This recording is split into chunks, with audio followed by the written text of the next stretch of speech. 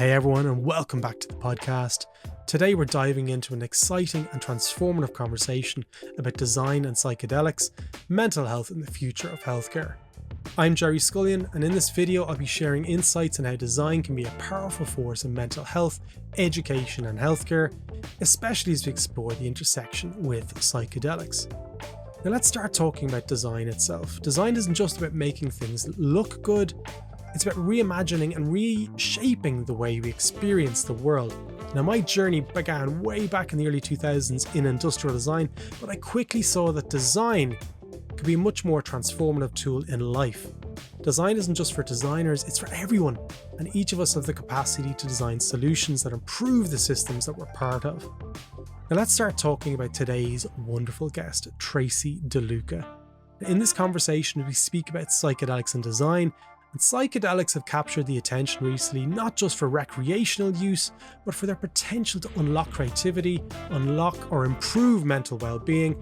And microdosing, this term, for instance, has shown promising effects on mental clarity and creativity. And this is especially relevant for those in the creative fields who are constantly pushing the boundaries and exploring new ideas. It's a topic that has come up many times over the years in pre-conversations for podcasts. I truly probably didn't feel confident enough to tackle the ground, but in this conversation we're going to explore the topic fully. I think it's going to be fascinating because we're going to explore how the space is evolving and how it's challenging the regulatory systems, mainly in the US. Let's jump straight in.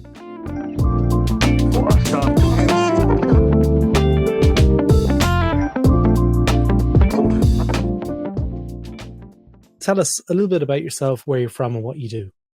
Yeah. So I am from Ohio, from Cleveland, Ohio, but just spent about 26 years in San Francisco. So Just about, 26. Yeah, 26.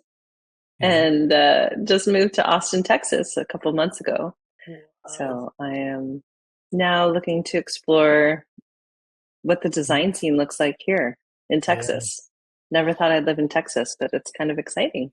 Yeah, no, absolutely. Like I do know a few people in that neighborhood, so I'll be sure to connect you afterwards. But what was it like living in San Francisco for 26 years?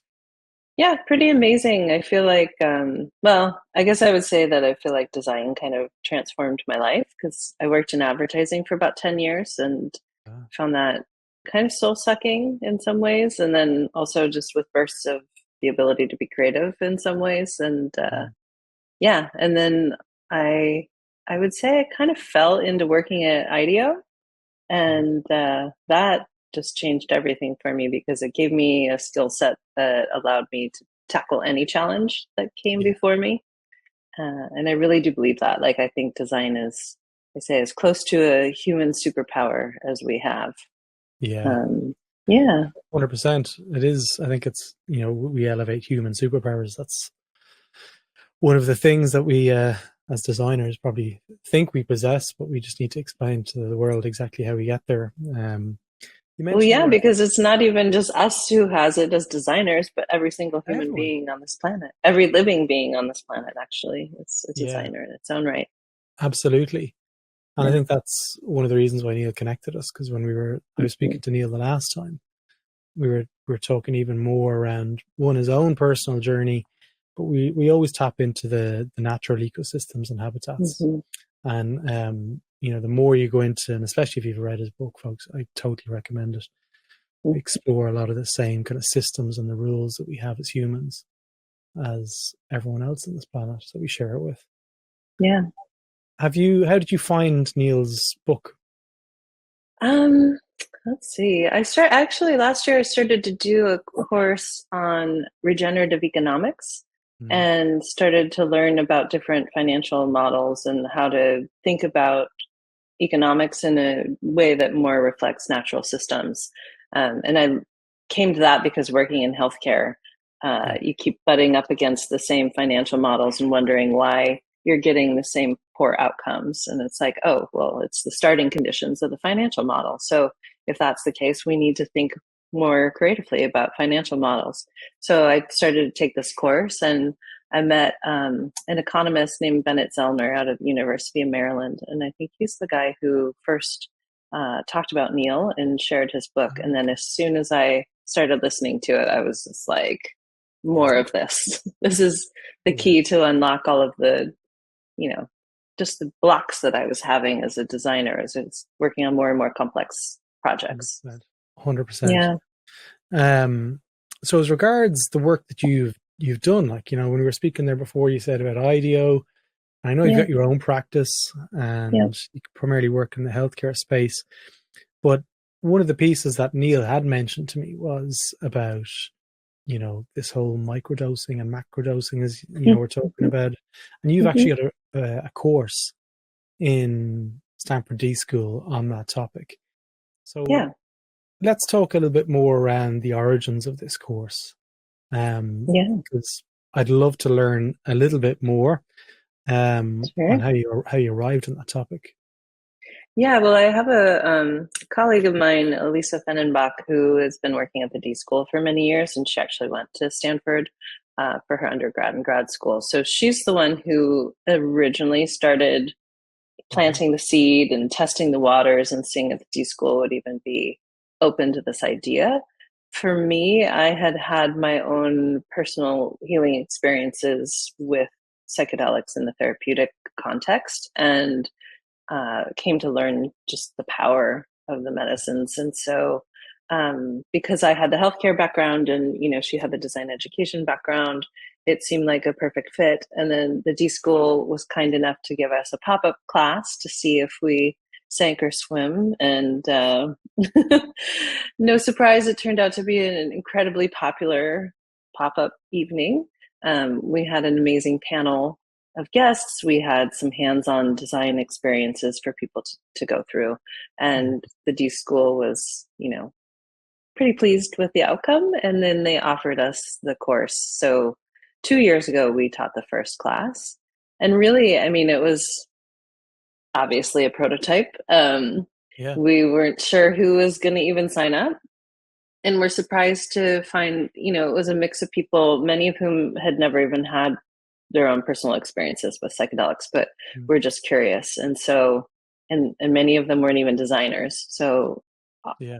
many of them, it was the first class that they were taking at the D School as well. So yeah, just introducing people to the concept that this entire ecosystem needs to be created in order to provide people with access to care. Yeah. And even people in the space aren't thinking about it that way. Right. Okay. Yeah. As a disclaimer, I've never done any psychedelic stuff. Okay, so I am really interested to see how there's a correlation between this and creativity, and I know that's a lot of the stuff that we're going to be chatting about here in this episode specifically. So let's get down to the mechanics of it.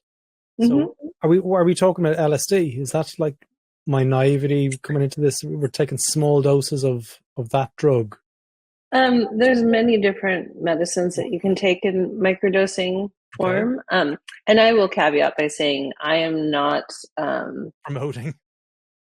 Well, I'm definitely not promoting illicit use of any type of drug, but also I'm a designer. That's my expertise. I'm not a clinician, and I'm not like a yes. So I can't really talk in specifics about like, oh, you would take this much of this on these days or do anything like that. So I understand. Now that that's out of the way. Same with me, folks. Just as a disclaimer there, if anyone there is going to go, well, Jerry said, and Tracy said we didn't. So, we're going to have an open conversation about it anyway. Yeah. No, but you can, psilocybin, which is mushroom, many people microdose that. LSD, definitely. Yeah. And even ketamine, there's a company called Joyous that prescribes low dose of ketamine for microdosing purposes. And ketamine is legal in the US. It's prescribed off label. It was originally, it's an anesthetic. And so because of that, people can get access legally. Okay. So how many states in America legalize ketamine? And that's on a federal level. So all states. Wow. Yeah, which is great. And then, the FDA here in the US in August just rejected an application for MDMA through MAPS/Lycos. They were looking at it as a PTSD Okay. treatment, and unfortunately they just rejected it, which was something we were all waiting for, that again would happen on a federal level to make it easier to provide people with access. But Oregon and Colorado right now have legalized certain medicines, and if they're used in a therapeutic context within like strict guidelines, Yeah. then people can get access to care. But it's pretty limited, and considering how many people deal with mental health challenges, it's just really hard for people to get access. So what's the angle, I guess, from when governments are prescribing this? Why would they prescribe ketamine or allow at a federal level ketamine to be made accessible to the public? What's the argument for that? Just for people who are listening in who are kind of like, what? Like, I would love to have that devil's advocate conversation. Well, again, it's because it's prescribed off label, which means that once it's approved by the FDA for one thing, it can be used for other things. Okay. So I would say it's a little bit of a loophole as to why it's, federally available. But because of that, clinicians started creating ketamine clinics, maybe 10 or 15 years ago. I think originally it was more like anesthesiologists who were like popping up these ketamine clinics to provide people with the mental health benefits. And, now that's expanded, more like therapists and, less on the anesthesiologist side. So you can go into and kind of there's many different ways that the set and setting, as we talk about in psychedelic space, how that comes to be. But, traditionally you're going to walk into a space that looks like a therapist's office with the old couch and some comfy pillows and blankets. And, you can get an injection, you can have it through IV form, you could do lozenges, and I'm just imagining my mom hearing this particular episode, who's in her 80s. She's like, what? I don't believe it. You have to understand the trajectory of where I'm Irish. I grew up here. The church had its stronghold all over the country. It wasn't until I think it was 93 where contraceptions were made legal in this country. So we've come a very long way, but we still, marijuana and weed and grass, it's still illegal in this country. So, and for most parts in Europe as well, it's still illegal. But I have been to Colorado when it was just made legal, and it was just absolutely hilarious for me to experience and walk around and just kind of go in a state of just like, this is unbelievable. Like, people were eating gummy bears, and people were like, I was like, this is a complete another sort of the future from where I've come from, my background in Ireland. Sure. So it's like America's been over on this journey for the last probably 10, 15 years. I don't know when Colorado legalized. They were the first state, I think, weren't they, in the US to legalize? Oh boy. Yeah, I don't remember exactly. I know that California tried. We were usually one of the first to try in California and then get smacked down. And then some other state was like, we can do it. So let's talk about the course, okay, in particular. How did IDEO receive the proposal that you were going to talk about psychedelics and creativity? How was that? The DSchool, not IDEO. Not affiliated. Yeah. Did I say IDEO? DSchool. Oh, no problem. Yeah, they're related in lots of ways, but this didn't have anything to do with IDEO. So the DSchool, I think at first blush, kind of were very hesitant. I think they said something like, we can't teach a class about drugs, which, fair enough as an initial thought because of the things that you just said. I mean, even though, the US is different than Ireland, and it still has a lot of puritanical kind of aspects to it. But we had an advocate within the DSchool who really was championing this. And, when you understand that it's actually medicine, and not just saying that in like a hippy dippy kind of way, but like in a true, there's now been extensive research done on all sorts of different molecules, proving its efficacy for a lot of mental health conditions. And knowing that we haven't had any kind of breakthrough therapies for decades in the mental health Yeah. space, what that person said was the fact that you're thinking of it that way is the very reason why we should be teaching this class. Yeah. Yeah. Absolutely. Yeah. And it makes sense when you put it into that context. So Yeah. what are the alternatives? If you imagine somebody is entering that ecosystem and they've got mental health problems, there's obviously talk therapy, there's other various types of therapy, CBT, Mm-hmm. and then they get to the point where medication is probably being discussed. In America, how is that journey? What does that look like for somebody who enters into the system, that they can get access to these ketamine, or soon to be probably MDMA? What does that look like? What's that service experience look like? Yeah.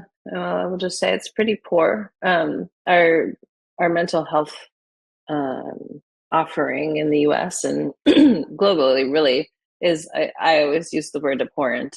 And Wow. one of the things that I did in my career, so I had a very personal experience in my family, both with my brother and my mom, who had pretty terrible mental health conditions.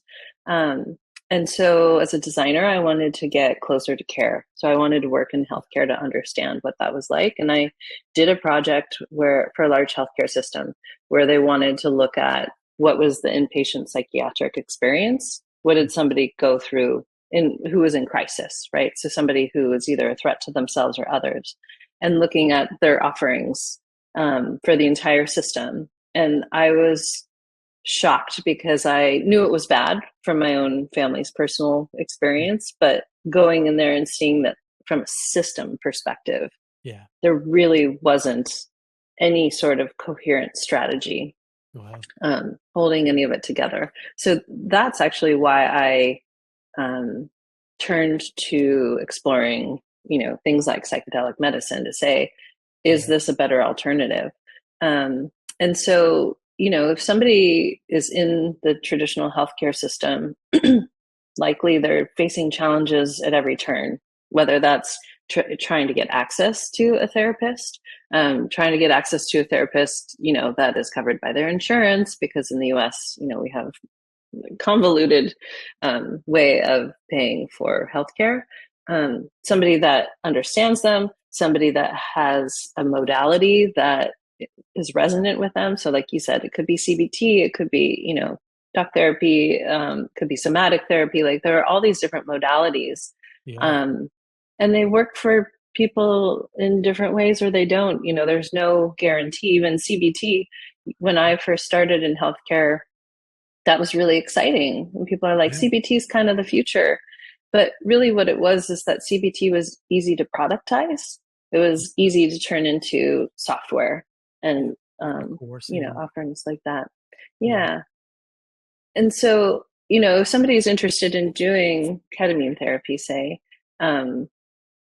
again, it's still a little Wild Westy and a little crapshooty. It's mostly built on referrals and recommendations and kind of word of mouth, like who is doing this with integrity. And,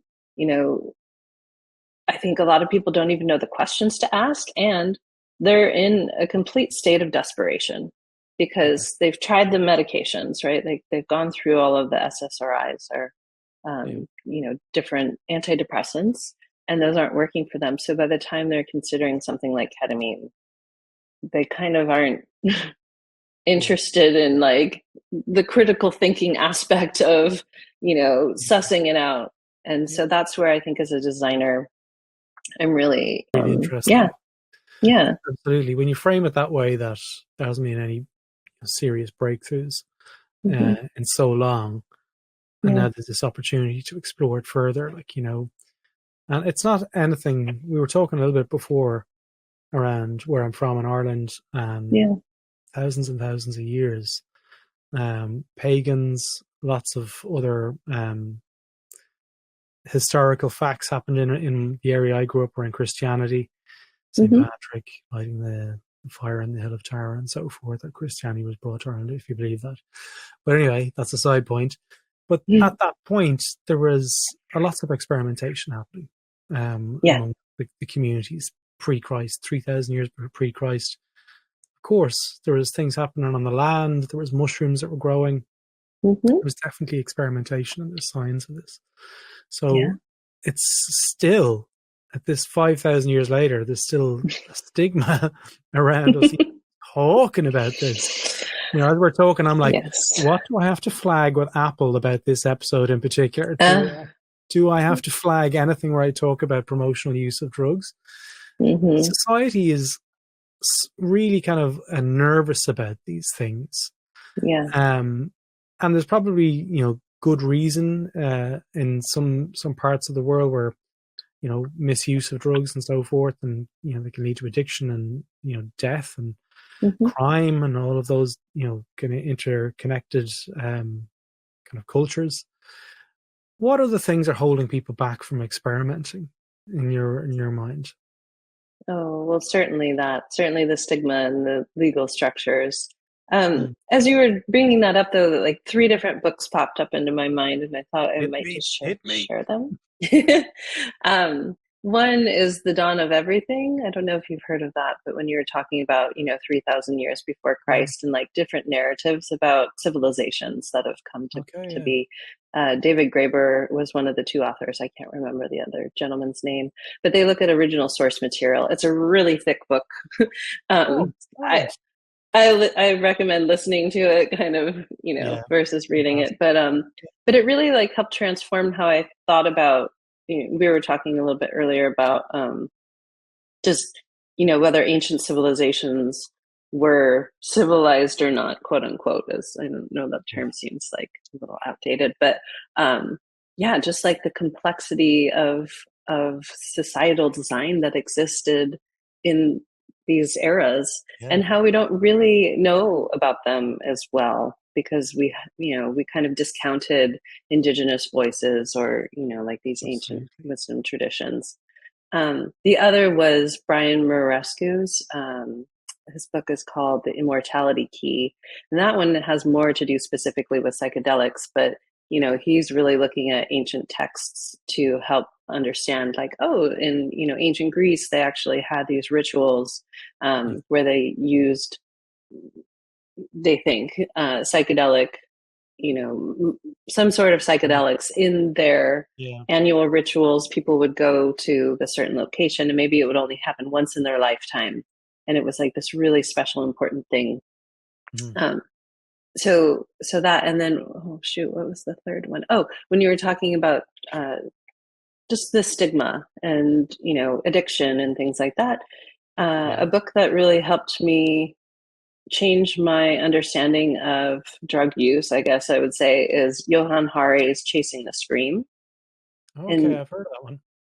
Yeah, and so he, you know, he kind of lays out what was happening in like maybe the early 1900s, and then fast forward, and then when the US was like, hey, drugs are bad, drugs are illegal with Nixon, and, you know, and then kind of imposed that on a global scale. And so it's kind of ironic that now the US is, you know, on a state by state level, making these decisions about the legality of drugs that on a global level, like, is not okay. Like, we created the rules, we push the rules on everybody else, and now we're like, oh, guess what, we're the US and rules don't apply to us.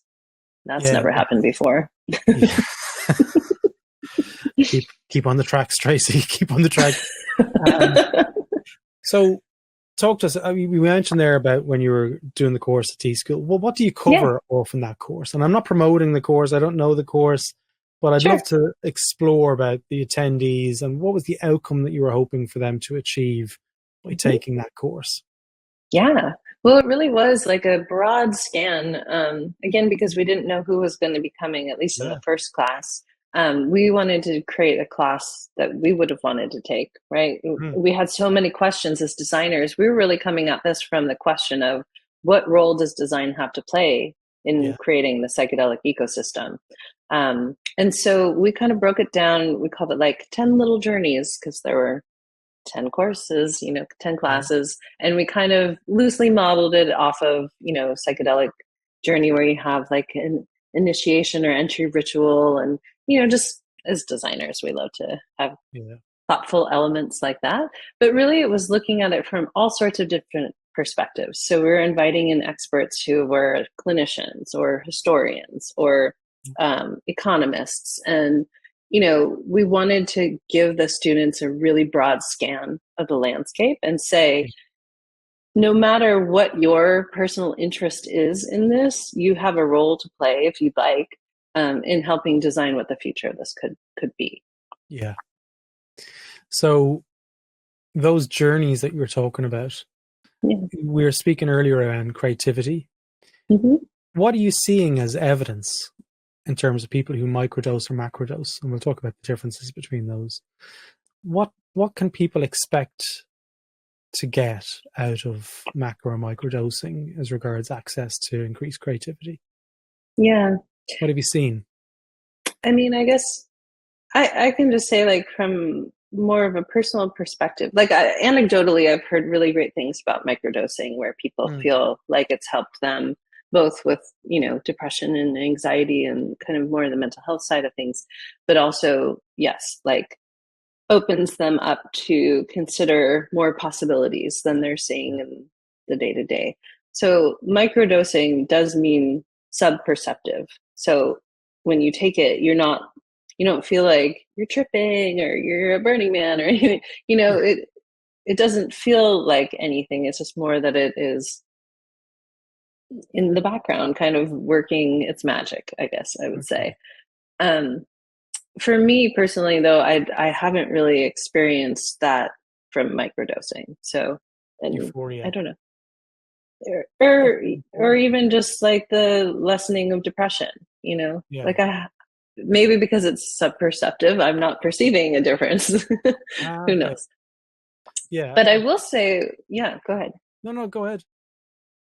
I was just going to say, but with macrodosing, you certainly are aware that you are having an experience that is altered from typical consciousness. And in my own experience, I have felt like just a powerful well of creativity, like just a force, and recognizing the infinite potential that exists to create anything that you want in the world, which is there. It's amazing. How do you find with microdosing? And I haven't asked you the question if you are microdosing right now, but you're more than welcome to share if you are. But how that interconnects with other services. For instance, if you have a car crash when you're microdosing, does that impact your insurances? How does that impact your healthcare subsidies that you have to pay for your private healthcare in America? If you are, if you accidentally started a fire, can the insurance company use that against you because there's evidence there in your bloodstream that you're microdosing? Is there any evidence around how other services can perceive misuse? I have no idea, but I can make some guesses. They're not going to love that, and they're going to use that as a loophole. Right. So, I really don't know. And I guess I would say, I'm sure that there are laws on the books around that already from just like a legal drug perspective. But if you're trying to make the case that you're using it therapeutically, I guess I wouldn't think that would hold water in a judicial system. Yeah, absolutely. I'm sure it's already been encountered in the courts in America as regards marijuana use. If they have an accident, they can say, well, I've got a car. Yeah, impaired driving. Yeah, absolutely. It's a medicine, like it's just the same. I'm sure that's probably the case. But if anyone out there is listening and wants to help us answer that question, I'd be curious to know. Yeah, it's just like I'm trying to break it apart. I'm trying to understand how its role within the broader societal ecosystem and the impacts that has, Yeah. So as regards, how you find the industry, and their acceptance to taking this, because I know the course has run a couple of times, I think, since Yeah. the prototype. Yeah. What kind of people were attending the course, and what were they saying at the very end of it? Were they Yeah. rushing to their doctors to get, prescriptions to go microdose? I mean, well, I'll just say, like, the types of people who were coming to the course was a broad mix. We had everything, from undergrads who maybe were just starting to take their first design courses, to business. We have a lot of business school students who come for the first class, and there's kind of a shopping period at Stanford. So, like, the first couple of weeks, you can like try on courses, and I will say, like, we have a lot of business students in the first class, and then usually by the second class, we have like one or two, because they recognize that our class isn't how to make a windfall of cash in psychedelics, right? It's like a more nuanced conversation. And they go, oh, I can make more money starting an AI business or whatever, so I'll just go do that. I don't know what they think, but but we also have, what's that? It doesn't tick the box maybe for some of them.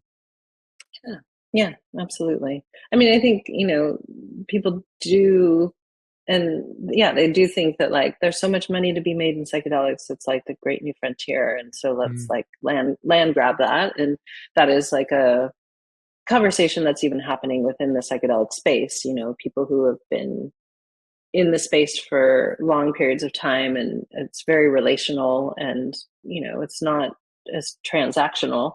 And then people who are like, okay, great. How do we patent medicines? How do we, stake our claim and 10x our returns and all of that? So you can imagine that, like any industry, there's going to be some friction there. But we also have students we have had law students. A funny thing, I like to tell an anecdote about that. So the first year we had a law student, and the law school was saying that they didn't want to give her credit for the class. And, we made a case, and we're like, here's all the things. And they're like, we don't see how this has anything to do with law. And it's like, really? Because it's new industry that is like currently very much about like the legal system and policy making and, all of this. And so when we turned over, our syllabus and kind of made the case, then they were like, oh, well, we don't see what this has anything to do with design. And I'm like, I don't know that the law school should be deciding what design is or isn't, but interesting. So it's pushing those buttons, isn't it? Like that's what you're kind of hoping for, that to start these conversations to get it more widely acceptable. Yeah. So she ended up taking the class anyway, and just taking another class to get credits and, whatever. It is kind of like at that point, and I'd love to know, I know Jessica Hish, who was on the podcast there a couple of months, or Hish, I think is how Jessica pronounces it, just wrote a blog article, and I got the blog, I've got a feed set up on my email about being open about microdosing. And, it was something that I was relatively aware of, but I wasn't sure about, what does that look like? And I guess for people out there, and myself is probably somewhat, I'm included in that, there's probably an air of kind of like, well, how could it go wrong? Is it regulated in terms of what does that space look like? But now that I've learned from this, it's definitely regulated. It's passed through FDA approval. No, only ketamine is legal. And like I mentioned, that's only legal because it's prescribed off label. So any kind of microdosing with any other kind of molecule is definitely not. No. And it's not regulated. And so, just like any other kind of, like that, it opens itself up then to a degree of risk, which is why we want it to be accessible to people in a legal fashion. Okay, that makes more sense. So, there's a black market then operating in terms of people who want to microdose, even in San Francisco and anywhere else across. Yeah, well, I will say, now that you bring that up, on a citywide level, places like San Francisco or Oakland, I think Ann Arbor, Michigan, there's a handful of cities that have, what do they say? Not decriminalized, or whatever it is, they've made it like the lowest priority for the, Yeah. police officers or whoever to enforce it. And so it doesn't make it legal, but it just makes it like we're not going to bother to Yeah. prosecute anybody. So more gray area, more confusion. It's not far away from those discussions of should we legalize it, because it's so low on our priority list. Mm-hmm. It's Yeah. usually an indication at that point that it's not that far off being regulated and, Yeah. being decriminalized, so to speak. Yeah. And I mean, and so I had mentioned that the FDA had rejected the application from Lycos Yeah. around MDMA, but there are more applications in the pipeline for the FDA to potentially approve around psilocybin, LSD, other molecules. Yeah, so it's not a closed, it's not like that door closed and it's all over. It's just that it's more of a delay, and that means that more people suffer needlessly waiting for these medicines to get in their hands. Absolutely. I'm looking on your LinkedIn here at the moment, and Mm. I'm trying to find when the next course is. Is that something you're currently exploring? Yeah, well, Stanford did approve us to teach a third year, and so that will happen in the spring of 2025. And Okay. so, if folks who are listening are Stanford students, they can take that. And then also my colleague who I mentioned co-creating this with, Elisa Fendenbach, um, has the School of Psychedelic Design, which is basically teaching similar content that we teach at the DSchool to folks outside of Stanford. So wanted Okay. to make it accessible to people more broadly. And I believe she has another course starting in the fall sometime. So if Okay. people are interested and they want to look that up, the School of Psychedelic Design. So as regards your own work, Tracy, I know Yeah. you've got your own practice and you've just Mm-hmm. moved to Austin in Texas. Yeah. Talk to us about the kind of work that you have done and are looking to do more of. Yeah. So for the past, I would say maybe like 5 to 7 years, I've traditionally worked with large healthcare systems, coming up with new care models, like I mentioned, like what's the future of primary care? What's the inpatient psychiatric experience look like? How do we help people who have diabetes kind of manage over time around behavior change and Yeah. things like that? So, now that I have this work in the psychedelic medicine space and have been really thinking about the role of design for the past, I'd say like 3 years or so, that's another aspect of the consultancy that I'm offering, and that would just be working with organizations that are interested in how do we provide people with access to this, or organizations, like nonprofits and things that are looking at it from an advocacy or policy perspective. My work is really, I love coming up with, initial strategies, taking a mess of ideas and kind of solidifying it into something that people can take action on, and then helping it get to the point where you can start actually building something. Yeah. And then Nice. once it starts to become operationalized, that's usually when I move on to something else. Yeah. So, yeah. Going back to the psychedelic piece, Yeah. I noticed on your website and LinkedIn, you talk about Mm-hmm. being there's other places like the School of Psychedelic Design. Mm-hmm. Is that something that runs other courses in this space as well? So I actually was more helping to get it started, and then Okay. yeah, so the course that I mentioned that's happening in the fall, that is, That's what yeah. these. So for people who want to learn more about Mm-hmm. psychedelics and design generally, who may not be able to get access to the course in DSchool, Mm-hmm. what resources? I know you mentioned 3 books. What Mm-hmm. resources are out there for people at the moment? And I don't know, you might already have something out there at the moment you can promote yourself, but for people Mm. to explore more in this space, because it sounds like Yeah. it's really interesting, and it sounds like it's going to become a broader part of therapeutic and design. Yeah. Where are the places you go to find new information?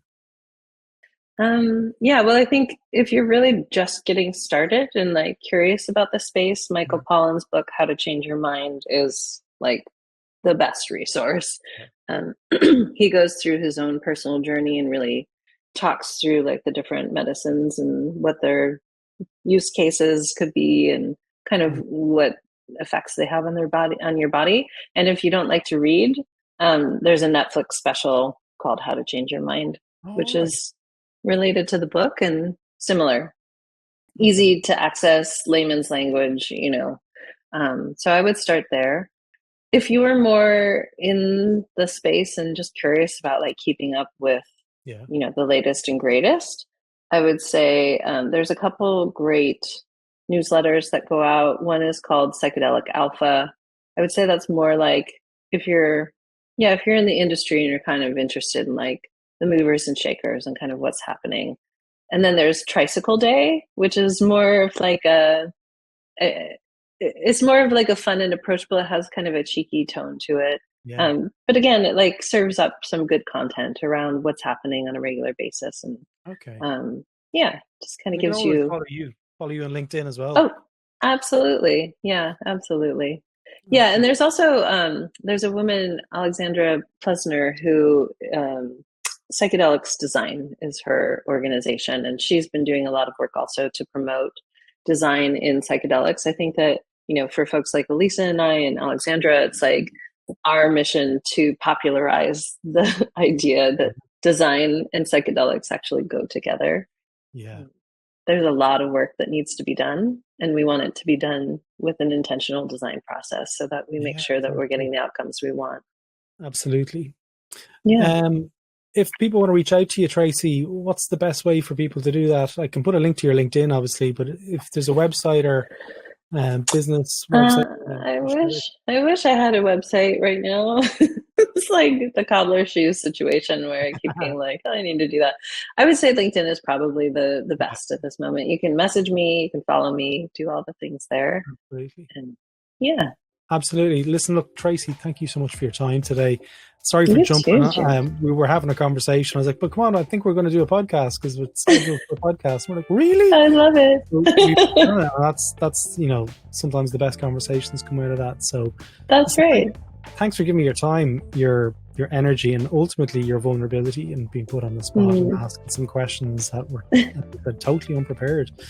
But I really loved speaking with you today, and I'm looking forward to hearing if there's anything that you want to promote to the people on the Human Centered Design Network, albeit that course or other courses that you do. Please just come back to us and let us know. I know our listeners would definitely love to explore that more. Thank you. Well, thanks so much for the opportunity. I mean, I wasn't thinking we were going to do this, but like, heck yeah, why not? Yeah, absolutely. Have a good one. You too.